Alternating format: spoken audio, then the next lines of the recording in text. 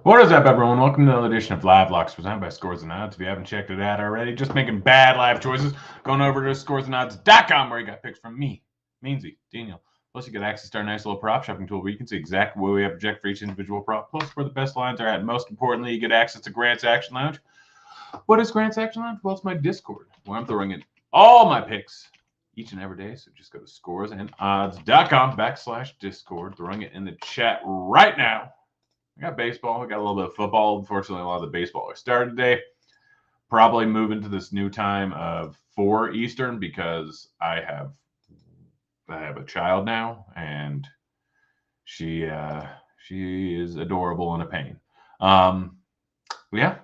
So just so you know, going forward, moving this to 4 Eastern, at least for a bit until she can get on a normal sleep schedule, because you don't want to see me after no sleep. We're just gonna get right into it. We'll start off some baseball. Took Riley to hit a home run, plus 500 over at Betway. Plus 500 is too high of odds. Riley obviously has a ton of pop. 37, 39 home runs last season and missed like 15 games, 215 ISO going up against righties. Obviously prefer him against the lefty a little bit and prefer him not going up against a guy who is more of a ground ball pitcher, but Riley's solid enough. Fly ball rate sitting at 35.9%. Massive hard hit rate, 44.8%. Riley just has too much pop. This is because this isn't about the matchup. This is about the odds. Like plus 500 is very good odds here. I'm rolling with it. Next up, a few from the Toronto game going up against Houston. Varsho to hit a home run, plus 470, I think it was. Yeah, plus 470. Vlad, plus 350. Varsho is over at FanDuel. Vlad is at Betway/DK. Pretty much the same odds almost every single time. So big thing with Vlad here. Garcia gives up less power, I guess, to righties, but Vlad, pretty big ground ball hitter. Power is fantastic. Obviously, at highest average exit velocity on his team. He hits the ball hard almost every time, but hits it on the ground or hits line drives more than he does in the air. Going up against Garcia, 45.1% fly ball rate, 41.4% hard contact rate. So he's giving up a lot of fly balls, a lot of power. Vlad, not a big strikeout guy, so the fact that Garcia strikes out righties at a slightly higher clip isn't too much of a concern. Plus 25% is not great. And then Varsho, great numbers versus righties. 43% fly ball rate, 39% hard contact rate. Garcia still not great numbers versus lefties. Higher ISO, sitting at 215. Less fly balls, but still close to 40%. Less hard contact, but still close to 37%. Varsho has some pop. Just really like this playing in Houston. So while in a dome is generally not great at this point of the season, it's actually pretty solid. Yeah, it's just these lines are a little bit too low. And I've been hitting Vlad a lot lately, but he's been doing solid enough. Marco Gonzalez under 4.5 strikeouts, plus 110 over at Betfred. Let's see where it's at. Other places. Let's see.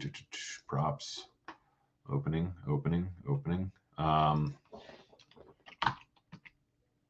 Gonzalez minus 110. So that's not nearly as good as plus 110 over at Caesars. Still don't mind it as that. Marco Gonzalez, not a big strikeout guy. He does get a solid matchup going up against Milwaukee. Again, there's a lot of high strikeout bats in here, but Marco Gonzalez versus righties, which a lot of the high strikeout bats, Adames, Rousseau, Voit, Anderson, are righties, and he just does not strike out almost anyone, but especially does not strike out righties. Big walk rate, should be able to work the count a little bit. 4.5 is just a little bit too high of a line for a guy that has a 13% K rate. 1 second. Looking at things real quick. Luis Garcia over 5.5 strikeouts. Main thing is we're getting this at plus 133 at Caesars. We'll see if that line has changed. Garcia plus 133 still. So that's all. We haven't projected for 6.14.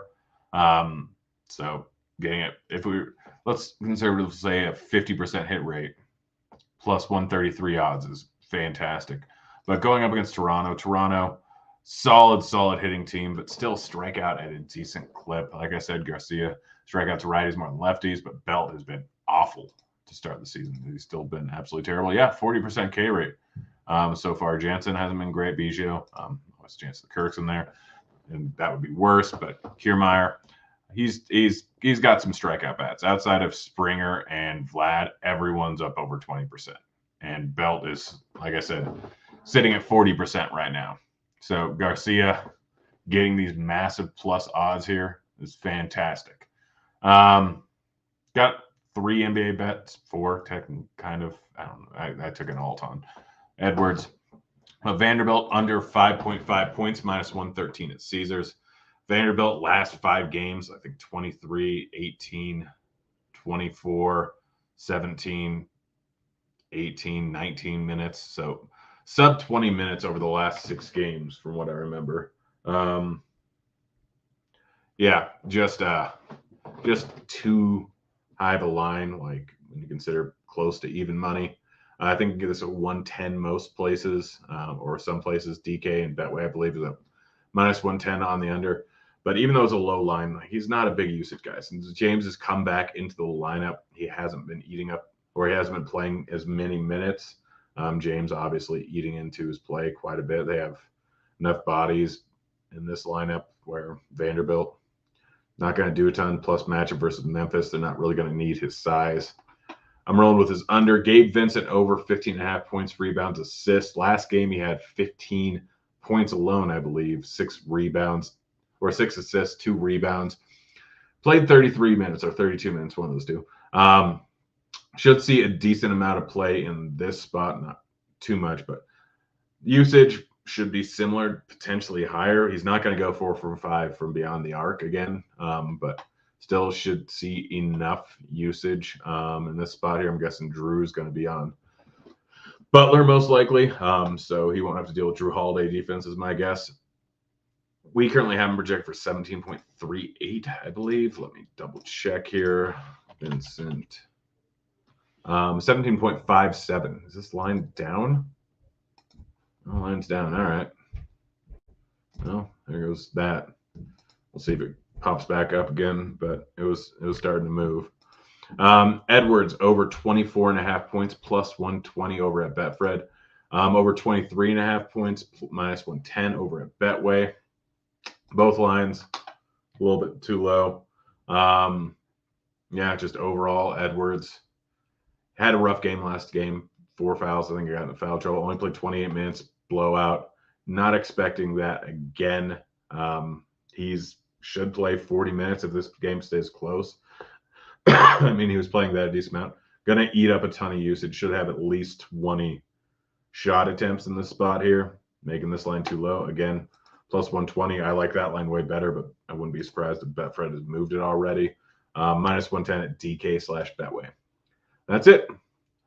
That's the show. Be back tomorrow. Same time, I assume. I'm out of here. Later, kids.